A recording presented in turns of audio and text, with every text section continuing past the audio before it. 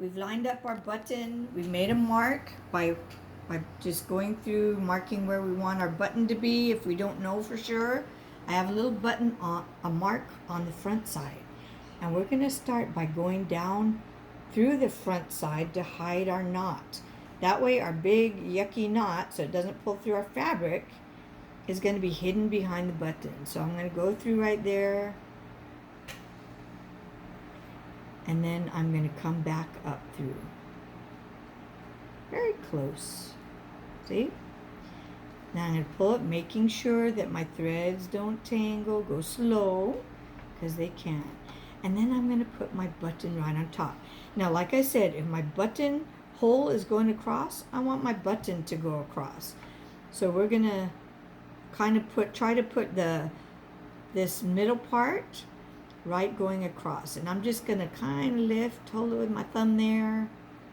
And sorry, one painted thumbnail, yep. I just had a pedicure, but not a manicure. That's okay. So we're going to go down through there. Make sure you hold it. And then if you need to, you can kind of look from the back where you went in. It's a little bit of guesswork. You kind of got to poke around and go, where's the hole? There, we found it.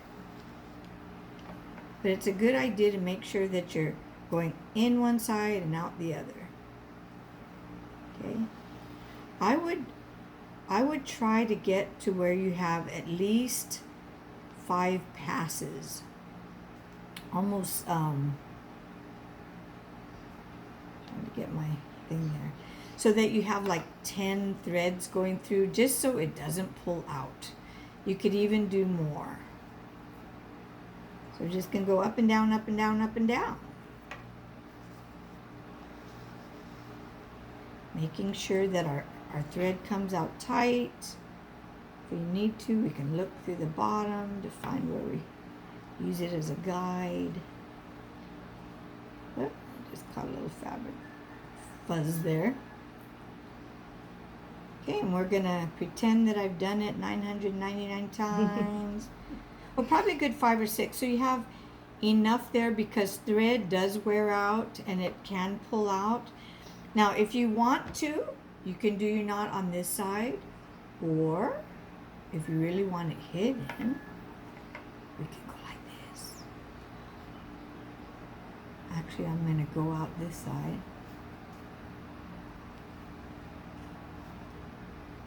Okay, and then if you want, and you don't want it to be, again, I'm going to just make like we did on the hem.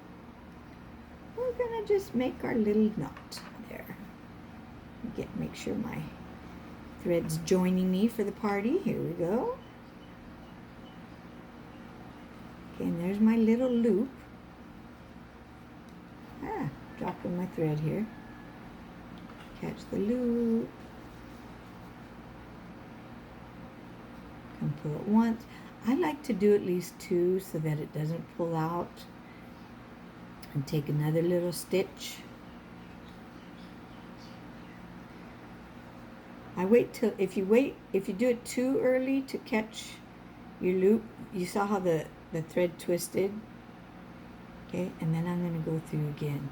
If you do a double round it, it seems to hold tighter. Pull it tight, and then snip off the tail, and voila. You have a nice button, front and back. You don't have any big gnarly knots. Okay? So that's that type. Now you would do the same thing with a shank button. I'm going to show you really quick on the side the only difference. A little harder to hide behind a shank, but not impossible.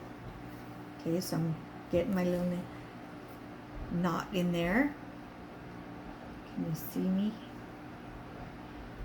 And again, this one, you kind of go up and down, hold it in. Make sure it doesn't twist.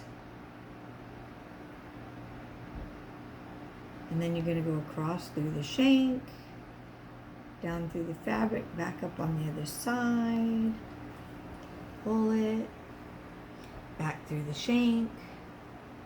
Just depends what kind of button you need to do. You want to make sure you have enough that it feels nice and secure. I'd say go at least 5 passes through so that you have at least 10, 10 threads if you have a double thread. Might not need quite as many with button thread. And then again, you can just tie it off near the bottom of the shank. Get our little loop. Ah, drop my needle. I do 1, I do 2, pull it through. And if you want, you can do another one. Just extra secure because you don't really want your buttons falling off. It happens. Okay, and then clip it off. Be careful not to clip your fabric. And voila, you have a shank button. Okay, so that's how we do a buttonhole.